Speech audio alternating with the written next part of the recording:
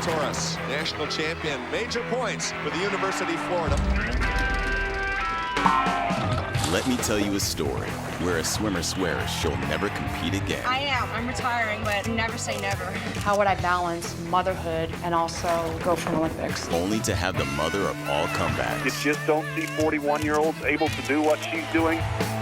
An SEC Storied film, Once Upon a Comeback, Monday, February 22nd at 9 on the SEC Network. Well, I have a very special treat for you all today. We have Miss Dara Torres, the famous and infamous gold medal Olympic swimmer with us today. Welcome, Dara. Thank you. Thanks for having me. Well, I'm so excited. You've got something brand new that's premiering here February 22nd. So the SEC Network will debut its latest SEC Storied documentary, Once Upon a Comeback, the story of a swimming sensation, Miss Dara Torres, on Monday, February 22nd at 9 p.m. Eastern. The film's debut coincides with the SEC Men's and Women's Swimming and Diving Championships, with the women's airing Sunday, February 21st at 8 p.m. and the men's airing Saturday, February 27th at 11 a.m. How exciting for you! Yeah, I'm very excited. You know, this was an honor to be asked to be a part of this. And I got to kind of go back to my college days and talk about that and how important, University of Florida was in my life, and just sort of reminisce for like a year as they filmed this. Well, that's very exciting. So can I take you back? How did you get contacted about this? And I know there's an interesting story about the women actually that put this together. Can you expand? Yes, there are two women named Lisa Lax and Nancy Stern, and they are twin sisters. And they have won 16 Emmys, Peabodys, like every award you can think of, they've won. They've been involved in sports for many, many years. And I would say combined, they've probably been to more Olympics than I've been to. So they really have the experience and knowledge about sports, but they also have done some great sort of lifestyle stories and profile stories. And it just, when they asked me, there's no way I could say no. I mean, I was always a big fan, especially of Lisa Lax. I used to do some interning, and I was a runner and ended up being a PA at NBC Sports when Lisa was there in her heyday. And, it was a real honor to be asked to do that. So that's sort of how it all started. And then once I started working with them, it was just a blast. I didn't want it to end. I mean, it ended up taking about a year to film it all, but, it really was a lot of fun. Well, have you seen the final product yet? Have you gotten to view that? I have. And it was funny because we had this big conference call with ESPN and some people from the SEC and Lisa and Nancy, and they were talking about the film and how they wanted me to promote it. And they're like, wait, we need to actually send it to you so you can see it, so you can promote it. So, because I don't know what they cut out. I don't know what they emphasized. And so I did get a chance to see it. And, it's a little embarrassing for me. It's I think just in the sense, because it's an hour about me and I'm not really good with that stuff, but they do delve into some tough topics. And I'm hoping some of the things that I learned on my journey through all of my years in the sport of swimming, maybe it can help someone else who's going through some of the same things that I went through. So that's really a big reason why I wanted to do this also, was to be able to help people and be open and vulnerable during this year that we filmed this. Well, I know a little bit about your story. We've talked in the past. Certainly there's your book that's been out and countless interviews. So I followed your career personally, and you do have so many different facets.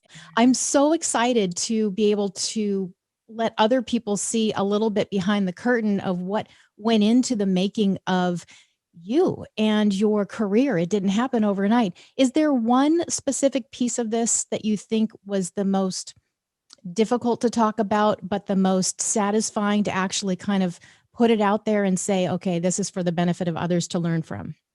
Oh, they had me crying a few times during the interview, and the hair and makeup people that were behind the camera, they were crying too. And I was like, oh my gosh, this is bad. I think talking about my dad was difficult. He had passed away in 2006, right when I decided to make the comeback. I never told him that I'd made a comeback. And I think that was difficult to talk about. And I think people assume because I had an eating disorder and it happened all while I was at college, that would be difficult to talk about. But it's actually pretty easy to talk about, because I want to be open and honest about what I've been through to try to help other people. So I think the most emotional part probably was about my dad. Nice. Well, thank you for sharing that. Now, you have quite a few records. Do you have a record that is the most near and dear to your heart, that's more special than the rest? Because there are many. I would think probably, it's hard because people ask me about like records and medals, and for me, it's really about the journey and what it took to get to be the best that I can be. But if I had to pick out something, I would say my last individual event in 2008, where I don't want to say I lost, but I won a silver medal by 100th of a second.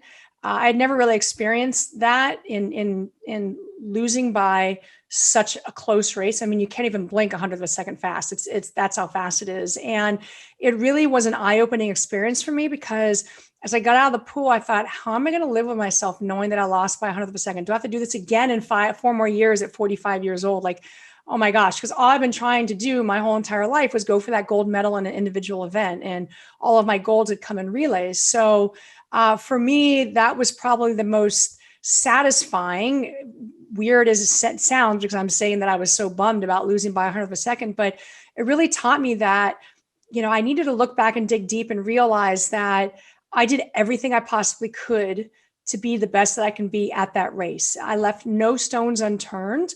I listened to my coaches. I ate the way I was supposed to eat. I slept. I did everything right. So in life, when you do something right and you give it all you've got, if you come up with a silver medal or you don't actually reach that goal that you wanted to attain, you can't be upset with yourself because you did the best that you can do. And that was a huge learning experience for me. And I probably think that that's why that silver medal is I'm most proud of and is most important to me. Well, without giving away any more of the story, I encourage everyone to tune in February 22nd at 9 p.m. Eastern and watch Once Upon a Comeback on the SEC network. Thank you so much, Dara. Can't wait to watch it. Thanks, Heather.